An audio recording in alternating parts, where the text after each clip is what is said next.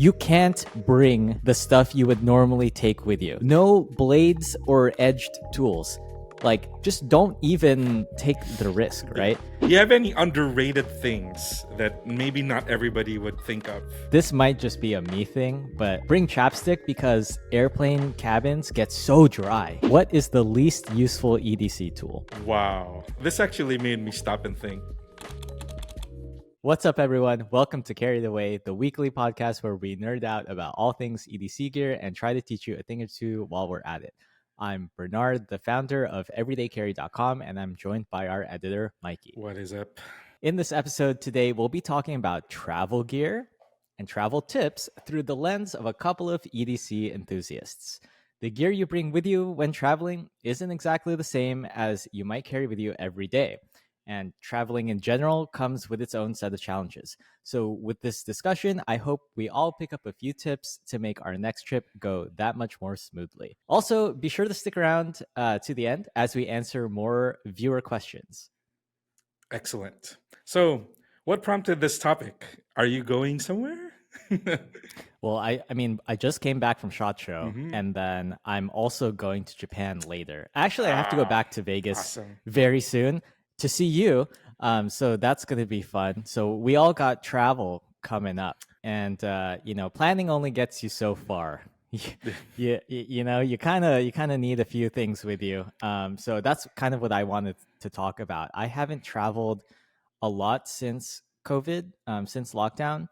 I used to travel a lot when I lived in New York, and I would go back and forth between home here in LA and then in New York, and just SHOT Show, trade shows every year, outdoor retailer, those kinds of things. I would do some light business travel, but I've been using kind of the same old gear from a long time ago.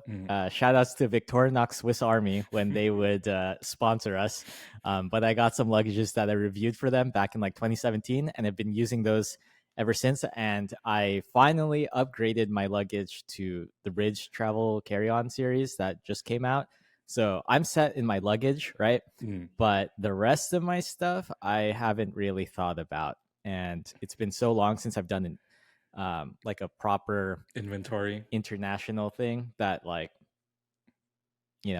just need some tips. I know you're the master of traveling between us two. I wish. So just my background, my personal background, before I used to work for EDC, I worked for an Australian company, and they would send me to clients on site. And one of my longest stints was I spent a year in Hong Kong, and I would be flying back and forth almost every month. So that's like international flights every other month. And I had to keep planning for that. And I would have stays for as long as 6 months, and I would have stays as short as 2 weeks. So I had to have that. I had to have like that variable and versatile set of stuff that at a moment's notice I had to get on a plane. Like we've had cases where we had an emergency. I had to get on a plane the next day and stay for like a week, stuff like that. So not exactly the special forces dream, but almost like very. I have to be prepared at any moment to be in the air. So that was a pretty exciting and kind of cool time to be always up in the air and always traveling. That was really fun. Yeah. Well, you know what's not fun? What is it? The TSA. I don't know. No. You don't have to deal with that, right? No. You have your own well, maybe not in the Philippines. Maybe nobody cares there. But here in the States, dude, they make travel difficult. So do airlines to some extent. And I guess for this episode, we're talking mainly about air travel, right? Because I think that's probably the most common thing that people think of when they think of traveling. And yeah, the TSA just make this really difficult. So let's talk about. Okay, go ahead. You're gonna have to tell me about all of these TSA pre-checks and like what are all those things that kind of like make it a little bit easier? Is there like a summary that you can tell me about, like stuff you can prepay just to get you past TSA faster? Okay, sure. I hate to say this, but sometimes problems in life, you can throw money at it and it gets solved. And that is one of those instances. For TSA pre-check, it won't really help you with the overall like conundrum of what do I bring with me, but it does make some things easier. So you get to skip the normie line. You get the the TSA pre-check whole line. And with that, I believe it's around $100. So it's around $100, I think. And you need to go to an airport and like do an interview, I think. That might be global entry. Global entry is another thing that is higher value for people who are traveling internationally. And that just helps with like coming back, customs, that sort of thing. Okay. That's another pay to win kind of service that you can do. But I mean, those are fairly known, I think. But if you haven't heard of them, look into them. But that's kind of beyond the scope of what I wanted to talk. Well, Sure. No, I think it's fine. Yeah. I think it's fine. It's like one thing you can do. You can add a global entry card to your travel wallet, and then there you go. But yeah, TSA is they're the people that like you go through security with, and they check what you have and what you can't bring. And this is where the problems start for EDCers. TSA is where the problem starts for people who are into everyday carry. And I'm sure at least one of us listening has had their pocket knife confiscated from the TSA. Sadly. I've had mine. I've had knives that I gave away to friends, and they're like, dude, I'm so sorry, but I forgot I had it with me, and they took it. So that's what the TSA does. They confiscate things that they consider unsafe. I've donated quite a number of Swiss Army knives that my wife has forgotten she had in her purse. Like the ones I've given her, like even like this really small classic ones, she would forget like at the airport itself, and it's like there's no turning back, and we can't ship it anymore, and it's just like not worth all the hassle, so gotta dump it. Unfortunately. Yeah. It hurts. Yeah. It hurts. So sorry. So tell me about, like, you just came from travel and you said you just recently upgraded your carry. What does your travel loadout look like at the moment? So we have a baseline of what you're currently working with. Oh, you're gonna put me on the spot? Yeah. I didn't even want to reveal this. I wanted to ask you what it should look like, and we just keep this a secret. I mean, like when I went to SHOT Show, honestly, I didn't bring a knife. I didn't bring a knife because I didn't check a bag, right? So in terms of my EDC, already I'm like struggling. Like that is just not something I'm used to. So I just didn't have a knife, and we'll talk about what we can do in that instance. But I know I didn't want to deal with having to check my bag because it adds more logistical time, right? And it costs extra to check a bag sometimes, that sort of stuff. So I didn't have that. I basically had luggage with clothes, toiletries, and then content creation gear, and then my work stuff that I wanted on my body in a backpack. So my laptop and more valuable stuff, tablets, camera gear, that kind of stuff. And I had that with me. And then just a few travel specific things like a bigger portable battery, my cable organizer stuff. So I had my Atlas Link Pro. Okay. Or at my Atlas Link version 2, actually, the smaller one. Yeah, that kind of stuff. So is that a good starting point? That's a great starting point because it's kind of like diametrically opposite to what I kind of have settled on. So what I usually travel with, so I have two main bags. I have a 21-liter bag, which I rotate through a couple, but it's generally between 20 and 22 liters because I like that size because it's also great. It's the perfect size for everyday carry also. So it's not like in the 30 liters or in the 40 liters travel bag that you can use as a one bag, but when you use it as a daily thing, it's a little too large already. And it's not too small where I can't use it as a weekender. So 20 to 22, I think, is perfect as an EDC bag in general. And also, it's also what I use standalone if I'm going for like 2 to 3 days, weekend length. Okay. And then my main bag is also, again, thanks to Victorinox, I have a medium-sized luggage. And even if I don't fill it up, even if it comes with me empty, I've decided that I'm always going to bring it with me when I travel.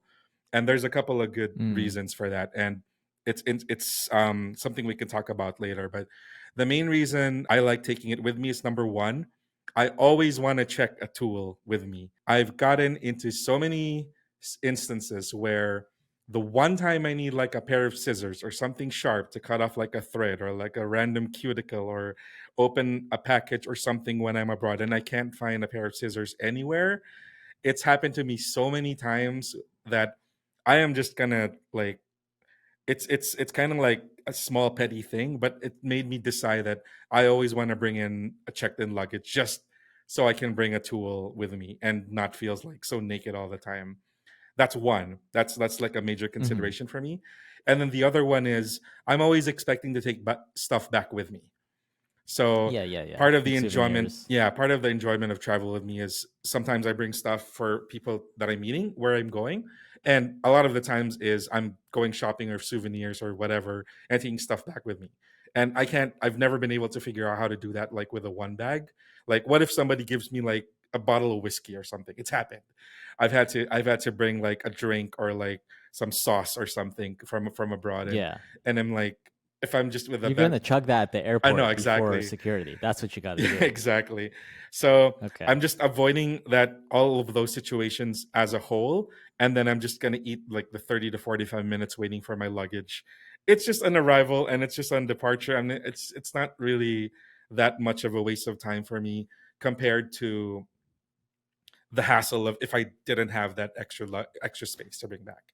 And Right. also I'm not bringing like the extra large luggage, so I'm saving a little bit by not bringing the largest size of like suitcase. Okay. Yeah. So can you said a medium luggage? Mm.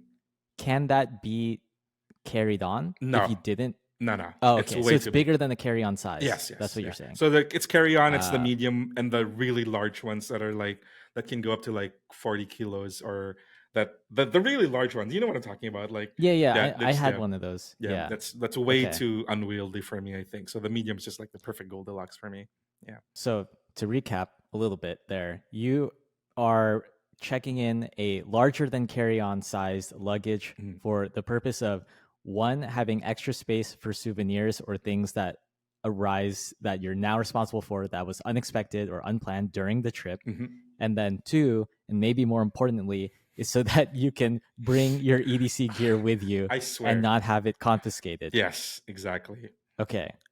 So I just wanted to highlight that because I think this is something that we should talk about for EDC people, where it's just like you can't bring the stuff you would normally take with you. So let's just make that clear. I Yeah. think everyone knows that, but I did want to talk about that. Yeah, very And important. what does that mean? No blades or edged tools. Like just don't even take the risk, Yeah. right? You might think that you have something that's TSA compliant, but dude, that's really up to the agent to Mm. just decide, I think. So for me, like I think I've lost at least a Swiss Army knife, and it was a nice one. I think it was like an Ooh. Alox Pioneer or Oh no. something nicer. Yeah. And then I think I've also no, it wasn't me. It was my freaking little brother. He lost a Benchmade, like a gold class Benchmade I gifted him. Oh Like no. good on him for EDCing it all the time, but like he just forgot, I think. My Um, my big brother lost his entire Wave Plus and Bit kit, like complete set. mm, He forgot it was in his backpack, and then when he passed through the yeah, exactly. X-ray, and they're like, "Oh no, that's yeah." Yeah. So that happens for me because one, I am a bag collector and I just have a bunch of bags and there are just random tools in them from whenever and I forget to take them out. And then maybe even worse and more of my fault again is being a techwear enjoyer, right? So there are just a bajillion hidden pockets Yeah, that I've stuffed with, I guess, yeah, contraband for some reason. yeah, But yeah, so we can't bring edge tools, and I think that's pretty clear. And we could talk a little bit later about what we can do in place of that. yeah. But another thing I wanted to mention is toiletries, Mm. right? Because you're talking about being able to check bags. That makes toiletries fairly easy because Yes. at least here, there is a restriction to I believe it's 100 ml and for liquids and stuff, Hmm. and it has to all fit into I think a 1 liter plastic bag. They don't really, in my experience, they don't really Check. enforce that 1 liter plastic bag thing. Hmm. Because I've always had my toiletries in like some kind of DOP kit, Hmm. and the DOP kit is just like little it's like a pouch organizer for toiletries. Right. For you, yeah.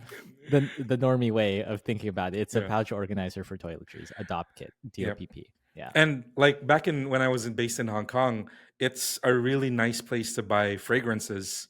So I would have people asking Mm. me to buy like fragrances on the cheap, and I would have to bring back like multiple bottles, each of them 100 ml.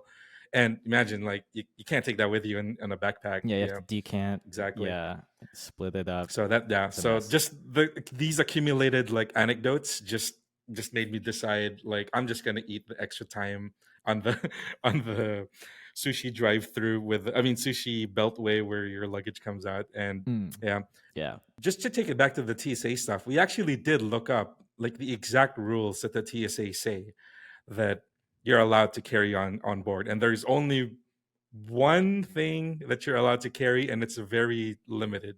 So Yeah.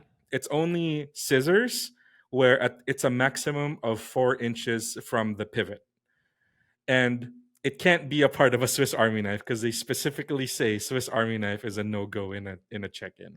Yeah, yeah. So when we look this up for basically what, because people are asking Mm-hmm. us, and we've also wondered this, what is some kind of EDC edge tool that we can bring to cut something? Mm-hmm. And the only thing you can bring with you on a flight is a pair of scissors with the pivot being from the pivot, the blades being less than 4 inches. And there's a separate rule where it says, are Swiss Army knives allowed? And it says just no, flat out no. No. So even if you have tiny scissors on a bladeless Swiss Army knife, and as an example, the Jet Setter V3, which Mm. is exactly that and designed for that, technically it is still not allowed. So Mm. just we're gonna have to hold that L. So if anybody knows cool EDC worthy scissors that won't raise an eyebrow, I don't think they exist. But if you have a pair and have had success, drop it in the comments. I'm curious. I'm raising my hand, Bernard. But what about the Leatherman Raptor? That's a pair of scissors, right? Oh yeah. But it also has a seatbelt cutter. So that's Mm. just like a single purpose edge Yeah. for cutting on it. And I've read like Reddit comments and just other stories where that's Yeah. taken away. And also, I just don't think it's worth it because one, you can get cheaper medical trauma shears. Not that that would replace a Leatherman Raptor, because I think the Leatherman Raptor is worth it and like just offers a bunch of other useful things. Mm. But just the risk of losing a Leatherman Raptor, which is like what, over $100? Maybe not. Yeah. Maybe not Maybe not over the 100. Raptor But exactly. Yeah. it is quite expensive compared to just cheap throwaway scissors Yeah. to get that same, not the same job done, but you know what I'm saying. Yeah. It's just, I don't think it's worth it. And this is why we're recommending either you hold that L and you just don't bring anything and buy something when you get there, or you pay to either ship or check a bag, Yes. because it should be cheaper than losing a Leatherman Yes. multi-tool. So okay, so I understand. I totally get it from an EDC standpoint. You want to take your tools with you. You feel naked without them. You want to feel Yeah. prepared. But I mean, make the exception for a flight. Like just check it in. Like bring something else to entertain yourself with on the flight. If you need something cut, or if you need something like an emergency, whatever, that needs an edge or scissors or like fire or whatever, you can talk to the flight attendants. They can take it away and deal with it and help you. For whatever reason, they would have the tools. It's just you yourself. Don't give yourself additional hassle, especially if you're already taking the anxiety of travel and all like the chaos of it with you. Just don't add another layer and have an excuse to have a bad day even before you've taken off. you know don't lose your Well, tools. what if I am into EDC because I really value self-reliance and independence? Mm. And maybe I also have horrible social anxiety and I'm not going to talk to that flight attendant. Well, they can tell us. A lot of the, yeah, so we did have an article a few years ago that we outlined a bunch of TSA friendly multi-tools, but Yeah, that was in 2020. yeah, but really now it's anybody's call. Like some people could possibly get the Jet Setter or maybe the Raptor through. Maybe maybe you just compromise and bring a tiny pair of like um tailor, those little tailor kits that they give you at Yeah, they're hotels. like little Yeah, snipper, maybe that's yeah, that's the best scissors. compromise you make. One of the ideas I've had also is the Victorinox Swiss card, and then you can just leave the scissors and the blade and just take the other tools with you.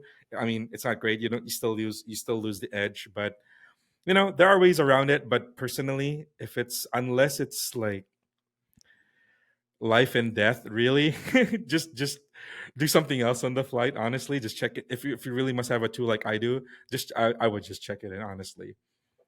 Yeah. Yeah. And I think there are a lot of other solutions and alternatives, but I do, empathize with the people Mm, that have an attachment to their gear and just want to keep that gear with them. mhm. Give your gear vacation too, and Yeah, just like let them take a break. And it's exactly. also another opportunity if you're traveling to some place where they do sell cool gear, maybe Oh, you can do yeah, some shopping perfect. there. The first cool EDC knife I bought, which was a Spyderco Native, I bought on my first trip abroad for work. So yeah, Oh, so okay.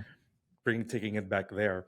Okay, so now that we've told people that sorry, take the L, suck it up, and Yeah, can't bring your you tools can't with bring you, these things. I know. what do we recommend instead that they do on the plane? What should they be bringing On the plane, on or the you plane? mean just like, dude, if I'm on the plane, I would love to get some sleep. So it doesn't really matter. But I guess there are some travel specific gear that I wouldn't consider EDC, but Mhm. just still useful to have for Yeah, traveling to make it useful. And sure. I guess that is an extension of the spirit of EDC, right? Yeah, It's about having the right tool for the job. right. And this job, is it for me at least, is just not every day. Mhm. So in the few times a year when I'm going on a long flight, because like here to you is what, 16 hours. I think to Japan is also around. Yeah, 16 to Um, 18. Yeah. yeah, it's just a long time. So what I want to do is just like be comfortable and I guess kind of entertained. Yeah, Um, absolutely. but in pursuit of comfort, travel pillow is actually really big. Mm. I like a travel pillow and then a clip to like attach it to my bag or something, just Mm. so it doesn't take up internal space.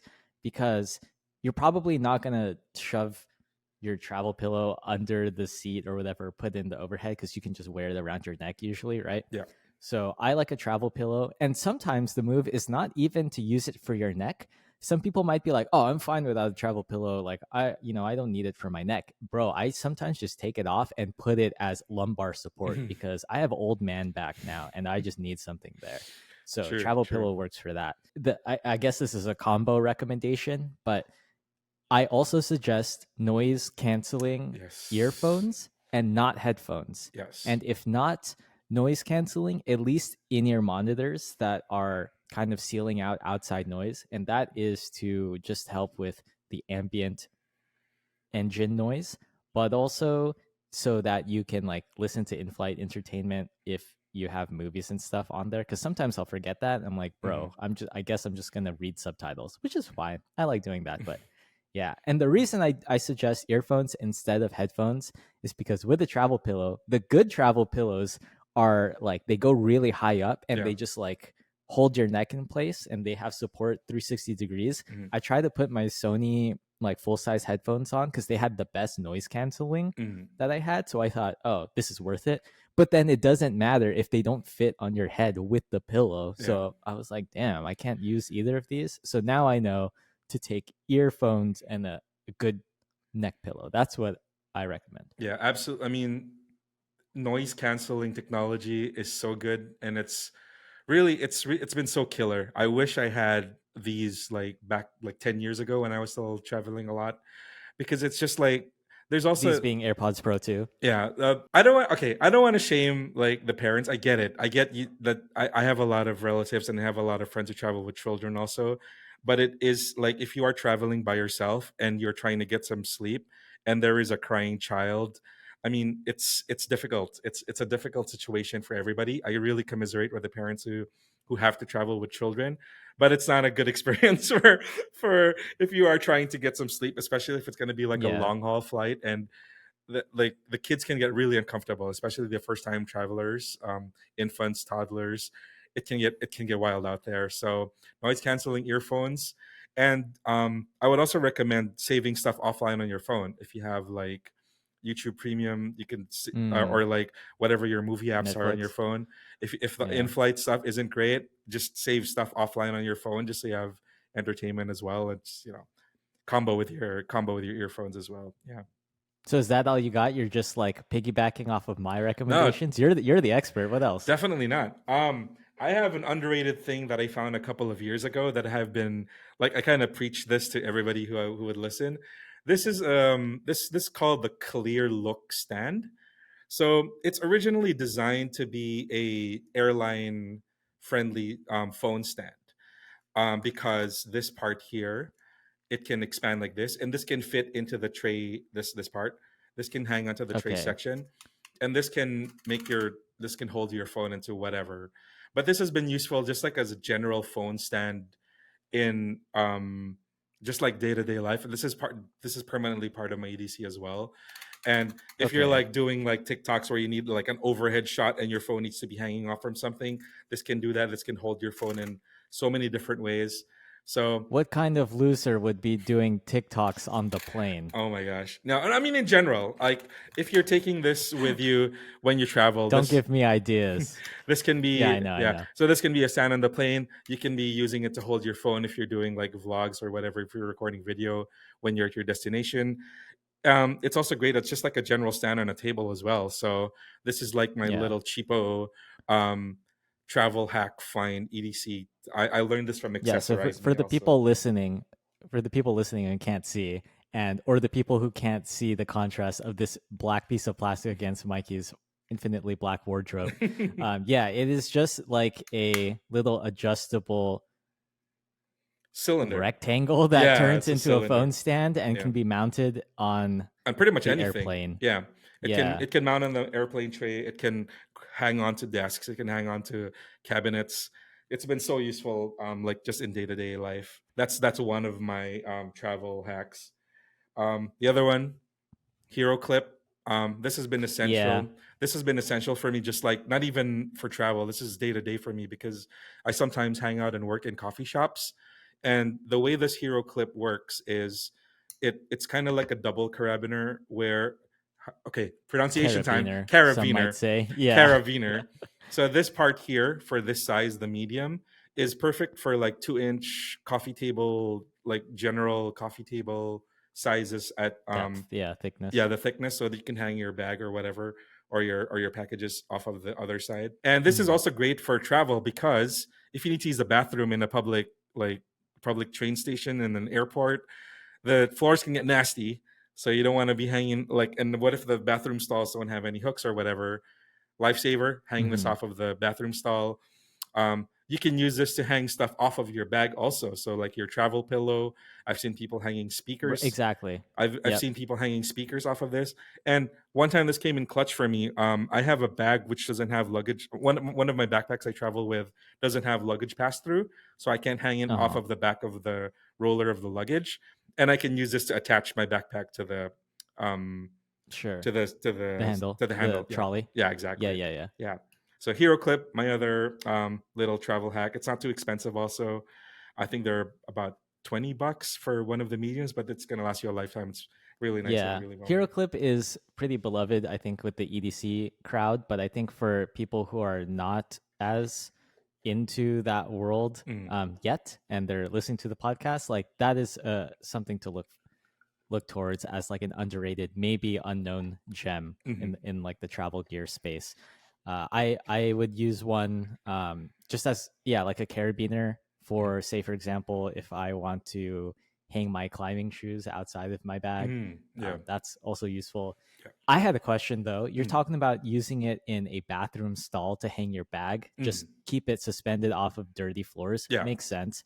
But can you also use it in the case of the bathroom stall not having a functioning lock? Because EDCers love Ooh. when they some for some reason Yeah, yeah, yeah. they're using the bathroom, public bathroom, and the stall doesn't have a lock. They love to just use their poop knife. That's what they call it. They take a knife and they Just use that as the lock, jam it and in they there. say their knife is totally justified. Yeah, I've never done that, and probably, hopefully, never have to. yeah. I have used my EDC flashlight in like places where the bathrooms, like the auto detect light thing, just doesn't work, Mm. so I'm in the dark. Yeah, yeah. But is there any way to rig that hero clip to serve that purpose? Because we're not bringing knives on our trips anymore. Well, I suppose you can try jamming. I'm not sure if the larger part of the hook, which has a rubber stopper on it, is going to be that effective into fitting into small spaces. Maybe the wire gate can sneak into stuff. I'm not Mm, sure it's gonna. I would just look for another stall, to be honest. okay, so it's completely useless, is what you're Yeah, saying. I just see. forget about it. I Forget about see. that tip. Yeah. All right. So I do have a few other things that I think are probably worth mentioning. Mm, I'll start with the one that's more reasonable. sure. Something. So depending on where you're going, like so for example, I carry a Ridge wallet, minimalist EDC wallet, Mm, and it doesn't have. I guess it can have something for coins, but not a lot of coins. But if you're going someplace where they use a lot of coins and you're trying to pay in cash, it may be like Apple Pay is not accepted everywhere mm, or something to hold coins or that currency, your target, not yes. target, your destination currency. I think that is useful because it might Yes. not be the same as where you currently live. Yeah. A lot. And I'm assuming you're going to be shopping and like interacting with society and businesses and their economy. So that's something you could consider. You're going to Japan specifically, which is a really cash-based society still. Lots of coins, like not even credit cards everywhere. So you're gonna Damn. want cash. So a couple of tips along those lines as well. So what are your thoughts about like a travel wallet where your passport also lives? Would you recommend? Do you bring one yourself? I've had one and I just found it to be more cumbersome than it's worth. Like Mm-hmm. I had one and it just had my passport and then that global entry card I was talking about, Mm-hmm. and then maybe like travel credit cards with no foreign exchange fees. Mm-hmm. But it the passport itself I don't always need. Mm-hmm. So maybe for international flights I would consider it, but I'm not super sold. Are you gonna sell me on it right now? No, I don't carry one myself. Okay. Actually, instead, the tip that was I was told a tip like a long time ago. The passport itself, the physical hard passport, some people leave it in the safe back at the hotel. I mean, we all know that that's not like the safest thing, but some people leave it there just to be absolutely sure. And then what they take with them is a photocopy of their passport, just to have that piece of that document with them, just for whatever reason. It's good to just have a copy of your personal documents, travel documents along with you. And Is it? Because I'm thinking like one, do places even accept photocopies of that if they really need like that kind of documentation? mm, And then two, is that not like a security risk to just be like having copies of your information? I mean, absolute worst case, if you get into trouble and you need to go to like an embassy for whatever reason, or need to go to the police for whatever reason, I mean, it's the most valid international identification you have, right? Sure, sure. Yeah. So what if you didn't like? What if your license is from like not recognized everywhere? A passport is going to be recognized in any country in the world, right?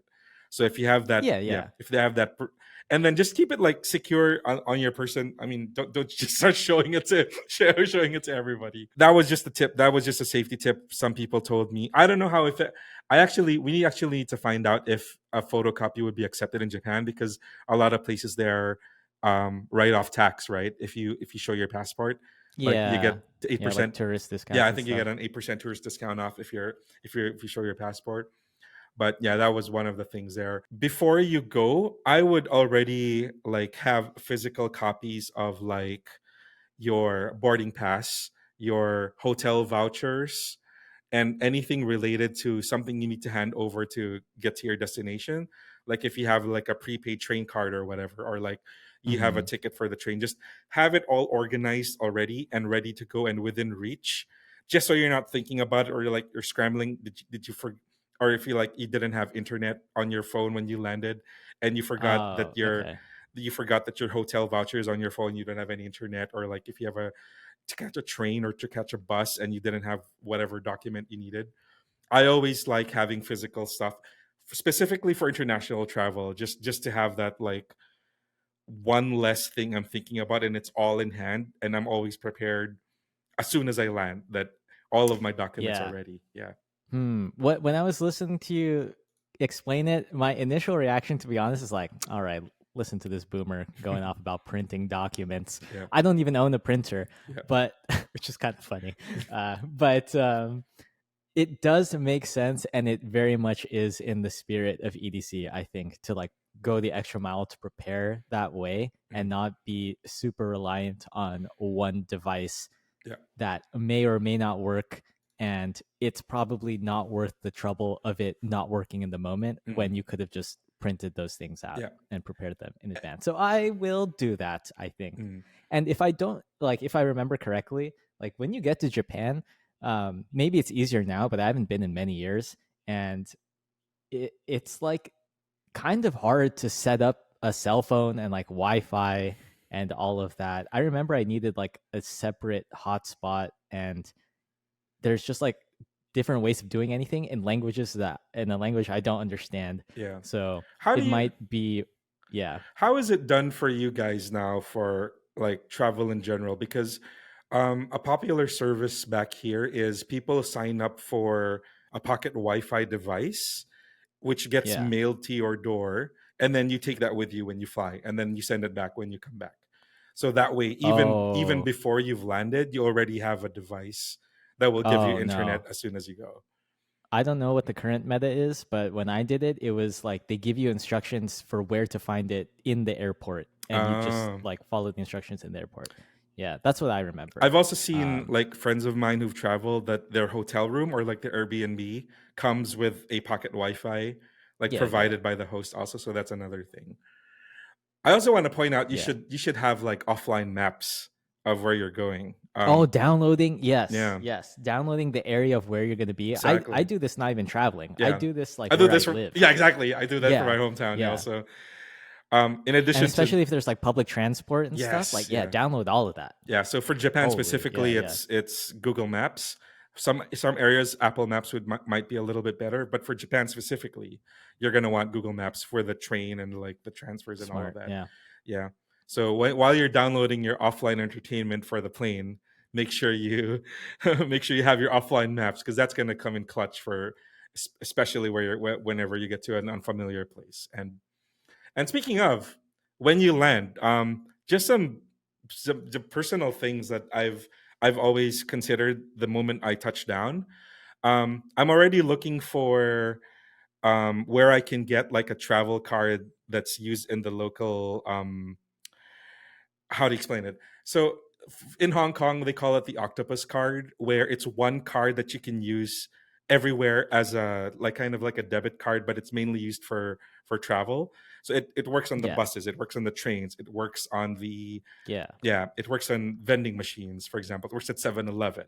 So that's whenever wherever I'm going, I'm always researching if they have an equivalent. I think in Japan it's Right. So the it's a Suica card. prepaid card for shopping and moving around in Exactly. that country. Yeah, exactly. Yes.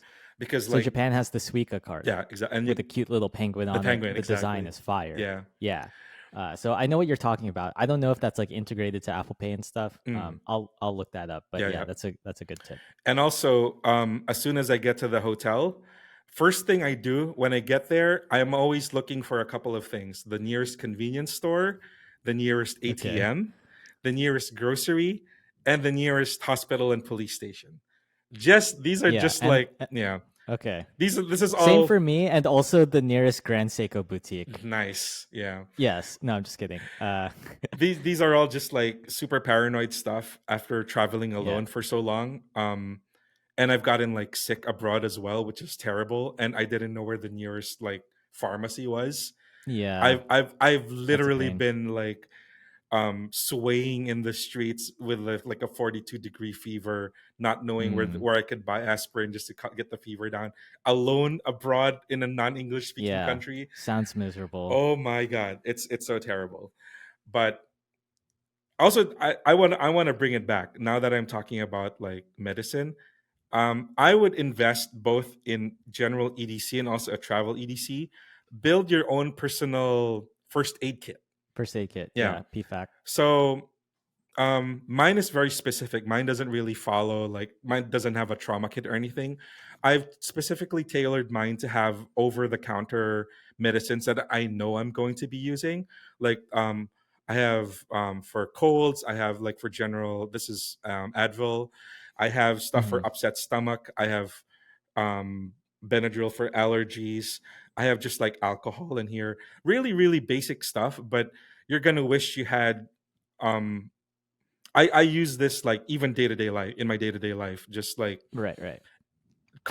the most common medicines or the most common over the counter stuff that you can possibly, the most compact things, so that you just slip it into your bag. This is a completely waterproof night eyes pocket pouch. It's kind of nerdy. Your first aid kit can be anything. It can be an Altoid Sin for all I care, but this is just Mm-hmm. kind of like a nerdy waterproof EDC level type of pouch. Yeah. But yeah, I I like carry that it this. has the see through Yeah, window exactly. also. Yeah. I can see where I'm missing some stuff, and I always check your medicines also if stuff is expired. I always do that before I travel. So Yeah. Like yeah, every season, just yeah. before every trip, make sure. Yeah. Yeah, so that's a lot of yapping from me. So, what do you think That so far? was yeah, those are really good tips. The other silly thing, actually, to finish my thought about like getting something for cash or coins where you're going, Mm, that could just be like little zip pouch or yes. something. That's another excuse to get some cool EDC Yeah. pouch. I have like an alpaca hub pouch that uses my EDC pouch, but it has a zipper in there that you could easily like, just like throw coins in there, Hmm. just so you have them. Because nobody wants to carry loose change. It's probably worse than like loose keys, Yeah. scratches your gear. It's difficult to manage. Oh, I So hate I'm coins sure so as much. EDCers, you would appreciate that. The last thing that I was going to say, and this is probably just like a watch nerd thing and not Mm, actual practical advice, but I would bring like a GMT watch. Not this one because it's a Rolex. So like that has its own set of risks when traveling. But a GMT watch is just kind of a cool thing to have because you can track 2 time zones, so you can yeah. know where you're at locally and then what it's like at home. It's just important for me because when I'm working with you, you're in a different time zone, or if I'm going to be traveling and I shouldn't be checking work because it's supposed to be a vacation. Yeah. But if I were to, I would know what time it is when I'm getting bothered on Slack or something. Yeah. Um, Absolutely. so, but yeah, your phone, of course, can do all that. But if you are an EDCer who feels naked without a watch like me, then GMT watch, And super cool. like just it's another thing to nerd out about, right? Like GMT watch is just like the whole spirit and the whole idea of travel and being mindful of the time in two different time zones, and a watch that can Yeah, mechanically track both, like without like it's obviously a digital watch would be easy mode for tracking two time zones, but a right, right. mechanical watch where you can manually set 2 times and be more deliberate about it, and just to get super nerdy about the watch. Yeah, absolutely. Do you have any underrated things that maybe not everybody would think of that you personally bring or would you consider bringing? This might just be a me thing, and people probably already do this, but bring chapstick because airplane cabins get so dry. Mm. So dry, bro. It is just like miserable if your lips are like chapped, especially when like the person next to you keeps the aircon on at full Mm. blast and you're just like, can you not do that? I already get cold and like I'm just so dry. So yeah, I need chapstick with me. Oh yeah, and we didn't even talk about this idea of you go and you have your like a checked thing, right? Or a carry-on, you put in the overhead bin, and then you have your personal item being a backpack, and you Hmm. put that under the seat. Hmm. What I do is I have a little fanny pack or like crossbody sling Yes. that's organized, and Yes. I pull that out of my backpack, shove the backpack under the seat, and then have all the stuff I need worn on my body, and it doesn't count. It doesn't count as a personal item Right, apparently. right. So that's what I do, and then I'll have like my Walkman and my earphones or whatever in there, my phone, that kind of stuff, Power wallet, bank. whatever I need, Yeah. power bank, Yeah. some the cables that I would need, chapstick, maybe a snack or something, just all in there. It's like close, That is cozy on my body. that is Yeah. perfect. Yeah. You Yeah. okay? I'm gonna bring up something that's a very heated debate in the bag community. You just mentioned putting your bag in the space by your feet, right? So there Hmm. is a raging debate. Is it straps down or is it straps up when you put your bag down there? Personally, I am overhead bin because airplane floors are kind of nasty. But would Hmm. you? How do you position your bag?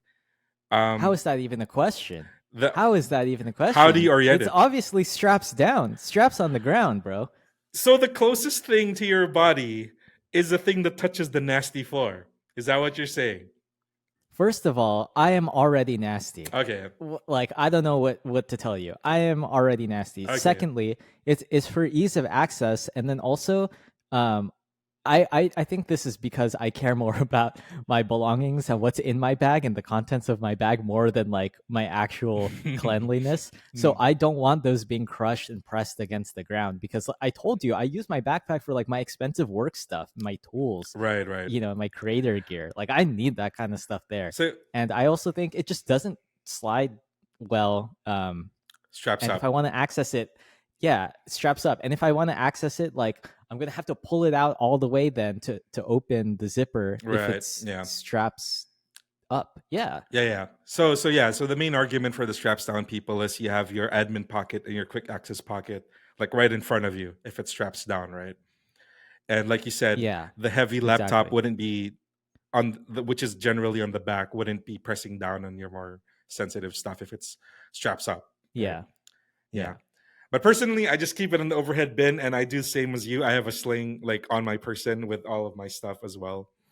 And I just don't Yeah. touch the rest of it and pack it in such a way where it's just safe up there or whatever. So yeah, so your underrated thing is the chapstick. I would also venture to add sunscreen if you're going to like a tropical place, because our sun out here Oh is yeah. super nasty. Head for the nearest convenience store, buy some sunscreen. I really really Yeah. recommend, I especially. recommend that too. And we're brown. We have melanin. I know, right? Some of our listeners probably like Right. they're toast. Yeah. So yeah, don't forget your sunscreen. And speaking of going to like a tropical place, my underrated thing, I'm gonna bring this back since it was popular in the previous episode. Portable fans. I would Mm. really recommend if you're going to like a hot or humid or a tropical country in general, look into one of these. This is kind of like a more premium version. This is the Jisoo Life portable fan, but there are cheaper versions of this or more affordable versions of this, or affordable versions of a fan. I would really recommend bringing one with you, just because the heat can get really really oppressive during the summer, and the humidity especially is really really can get really bad. It's Yeah. bad in Hong Kong. It's bad in Japan. It's especially bad here in the Philippines. So if you're going to a tropical country, I would highly recommend bringing one of these portable fans. This brought to mind, it's actually unrelated to your fan at all. Sorry. I was Mm, kind of smooth braining that's fine. that whole pitch because I've seen it before. But as far as underrated things, I don't know if I would call it underrated because I don't own it, so I can't recommend it. But I'm very interested in potentially owning like super packable towels or tarps or bags. And I think Matador makes all Yes. of those. Do you have one of those? I have not the towel specifically, but I have one of those nano bags. My other Yeah. underrated thing. Yeah, Yeah. packable stuff really comes in clutch, really. A microfiber cloth that packs really small. I've checked into places where they forget to give me a towel when I was Hmm. traveling before, or like I'm at a weekend or somewhere, I'm at a hostel and they forget to give me Hmm. a towel. Matador would have come in clutch there. Yeah. The one Matador product I carry with me when I travel is the soap carrier. I love that thing. Oh, That is my okay. favorite Matador product, where it can carry a full bar of soap in a super waterproof sealing thing. So I Yeah, really yeah, like that. So I can take my soap with me because I'm kind of picky about the soaps at places where I travel, and I really don't like shower gels and stuff. I'd rather have like a bar of soap. So really packable stuff. Look into nano bags and Matador products for towels and like microfiber cloth or bath towels and general travel containers, and even packable bags in general. So this Hmm. nano bag is a packable tote. You can look into packable backpacks from A number of companies make packable backpacks. Matador themselves make it. Also, Air has really packable stuff. You can look into.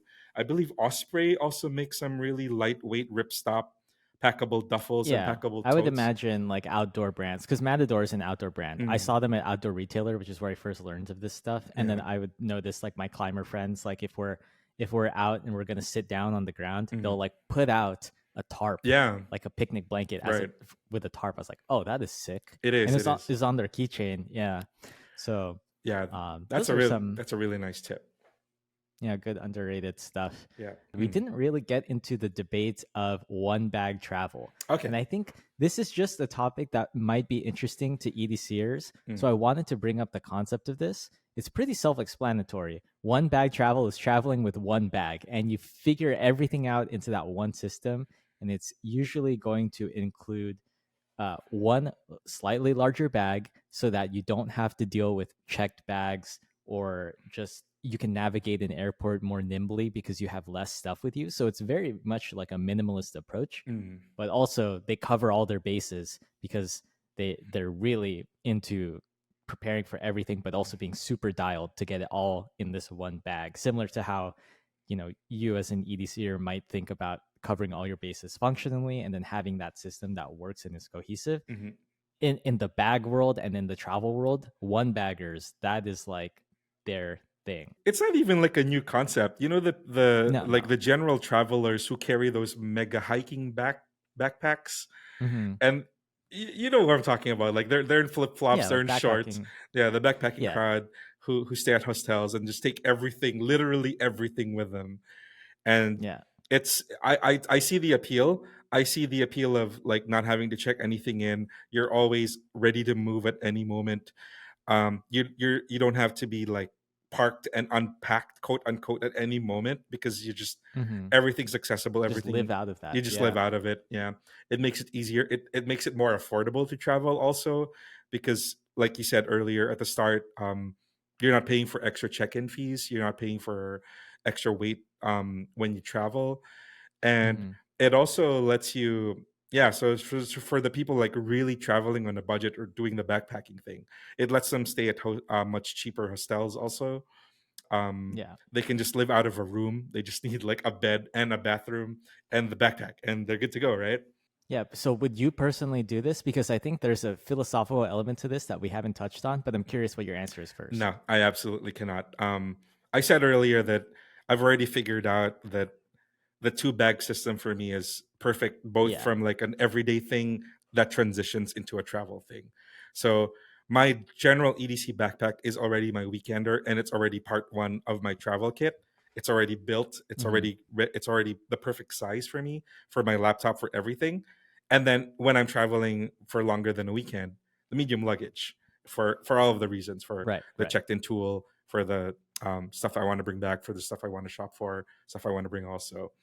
So I've thought about it so many times. I've even tried it once or twice. I hated it. I Mm. really did Okay. not like the experience. Respect for trying it at Yeah. least. Yeah, before writing it off. I've I I've see. I've I've tried traveling with like a 40-liter mega backpack with like just breaking my back, and Yeah. I mean I gave it a shot. It just wasn't pleasant, and I just like, yeah, I would rather just sit there for 40 minutes waiting for my luggage to come out. Okay. How about yourself? Where do you lie on Well, this? I am one bag curious, I would Mm, say. I'm one bag curious, and I think one of the reasons, actually, most of the reasons I think are not very practical ones, but they're more philosophical ones. sure. And you know me, I love getting philosophical when it comes to our relationship to our gear. Yeah. But there was a time in 2018 when I had to. There's like an emergency, and I had to like live basically out of my luggage. It was a 40-liter soft gear carrier thing from Arc'teryx, Hmm. and that's what I would lug around. And I was basically living out of that while I was like helping my family back in the West Coast. So just not in my normal home base with all the stuff that I'm used to having as a collector, as an enthusiast, and just like the general comforts of living a pretty okay life. Yeah. And it made me appreciate all of my belongings because I only had enough to fit in this thing. So like Right. everything I would use, I would feel more grateful and I would enjoy them more. I would notice the things that I thought was sick about them more. And this was also like, I have my tech wear clothes or whatever because tech wear and one bagging really go well together because they're highly performant and they pack really well. Yeah. So, I would be like folding my clothes at the end of the day and it'd be like, damn, this is sick. This fits into this thing. And it like protected me and kept me warm today. So I liked that. Um, and also, so that's one aspect, just general appreciation for not clothes, for gear and just your belongings in general, because you are forced into this minimalist mindset. I Mm. think that's very compelling to me.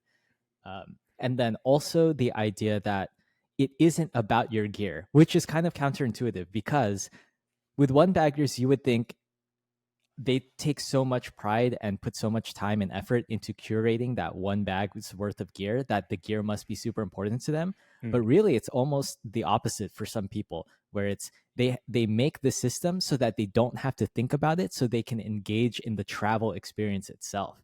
They don't worry about all that nonsense about what is the TSA going to let me bring. Instead, they're like, I'm looking forward to experiencing this new place, connecting with this culture, these people, learning about myself, whatever that might be. Mm. And I think that is a very valid reason to travel and like another part of the experience of traveling that we might miss if we are so focused on, the gear or like the experience of like a convenient, comfortable, smooth trip.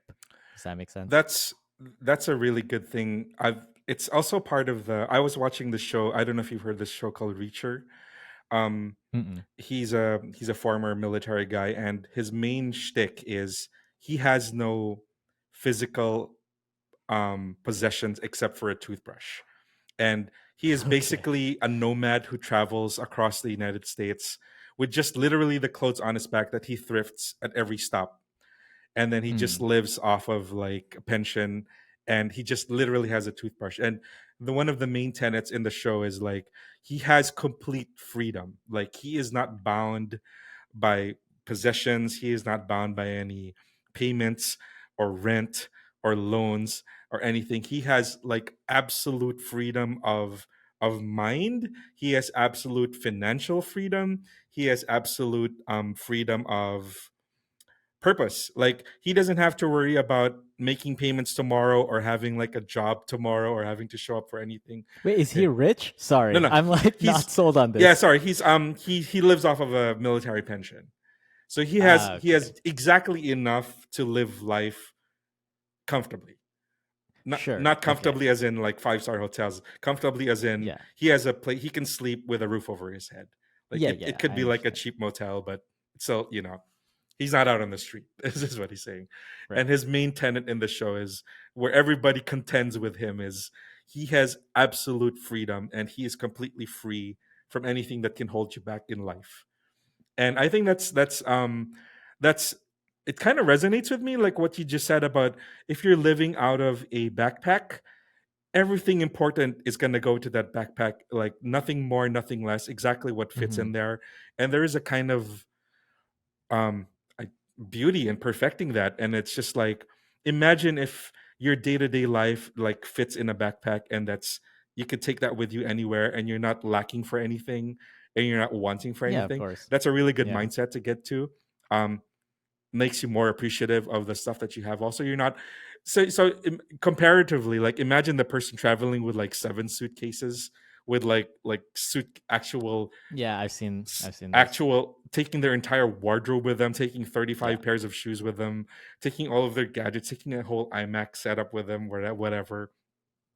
Imagine the mental chaos of traveling international and taking like three or four giant suitcases with you. It's just like it's just chaos. It's just packing for it, just Mm-hmm. planning for that is chaos.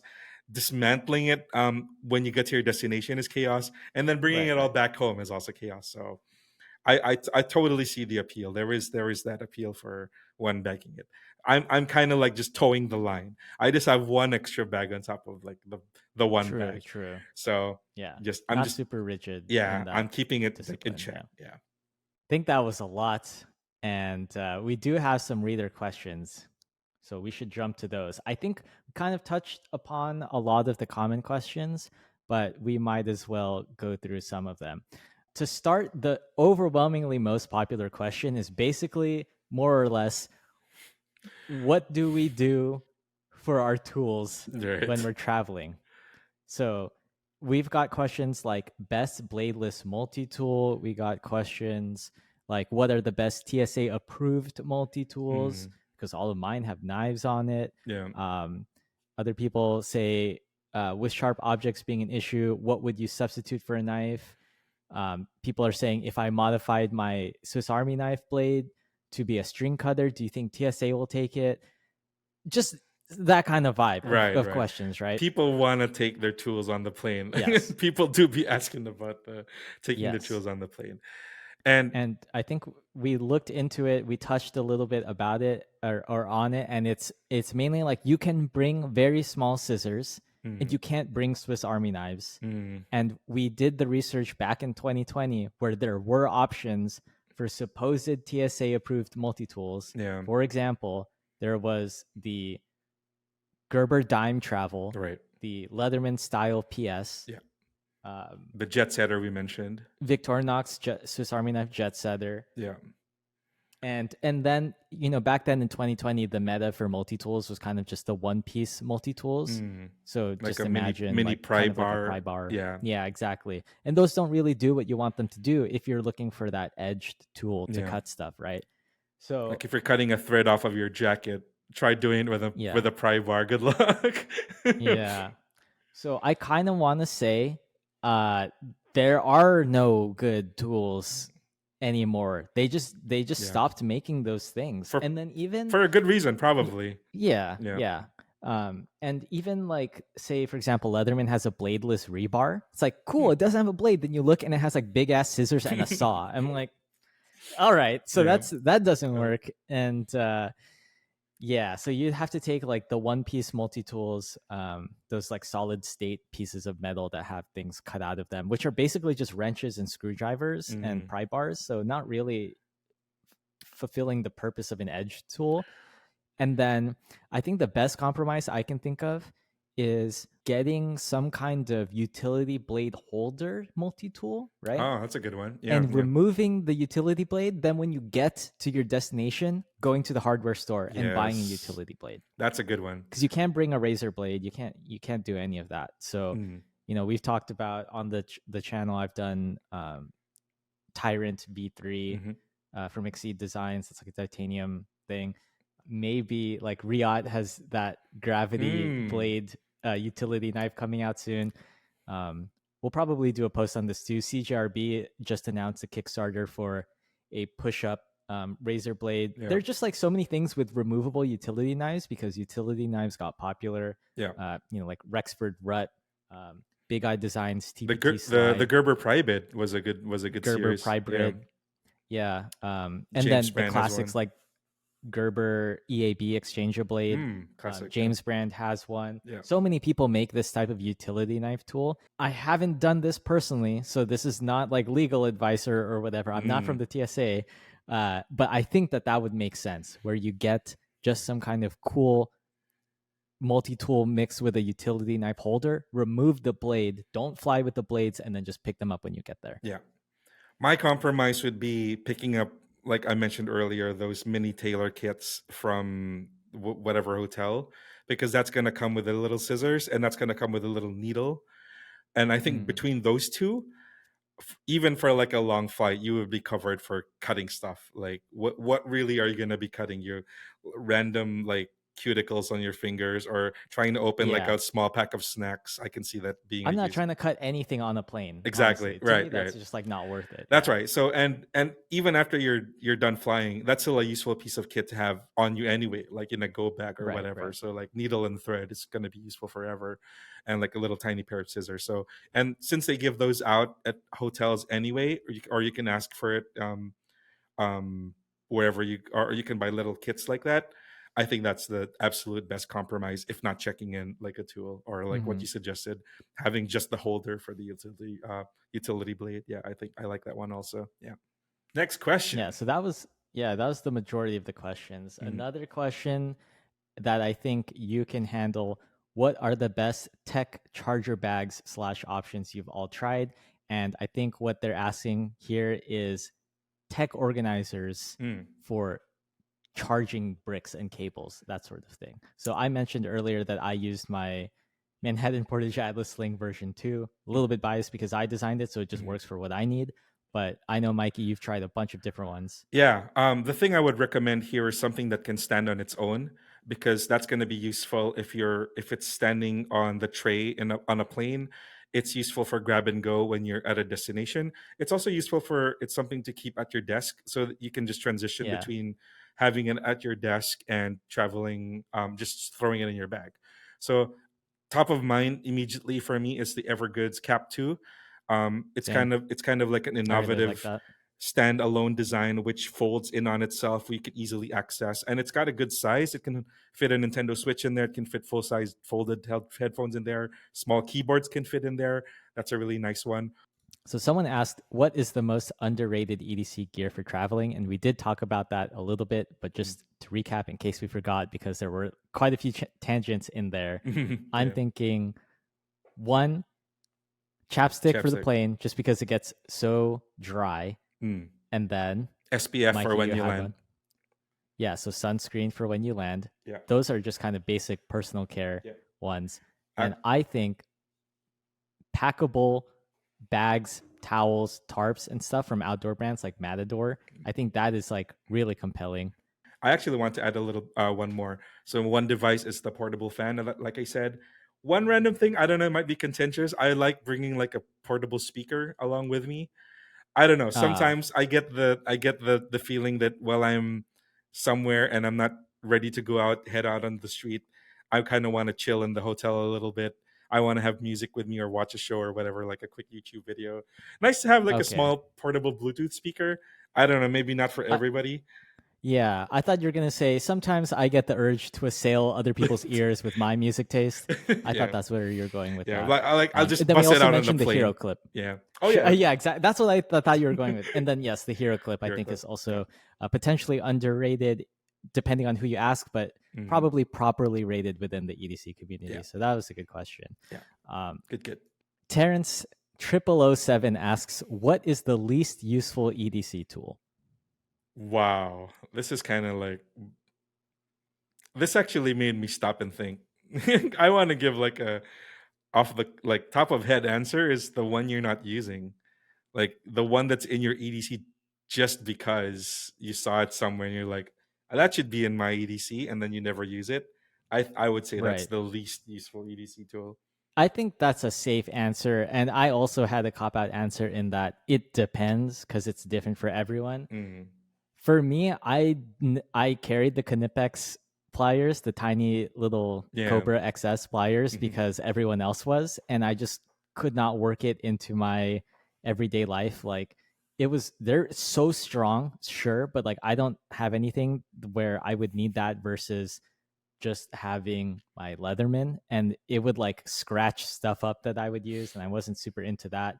I also haven't really found the use for pry bars for what I'm doing. It's like I'm probably gonna use an edge or use a screwdriver, so it's a knife or a Yeah. screwdriver, and not like a pry bar. But I think we're answering the question not correctly because that's asking what is the least useful EDC tool, and what we just explained are for sure objectively useful for True. many people. They have uses. True. True. So you can have personal value, but not necessarily utility, and still be a valid part of an EDC. True. So maybe that's the ultra cop out answer of the Yeah. least useful EDC tool.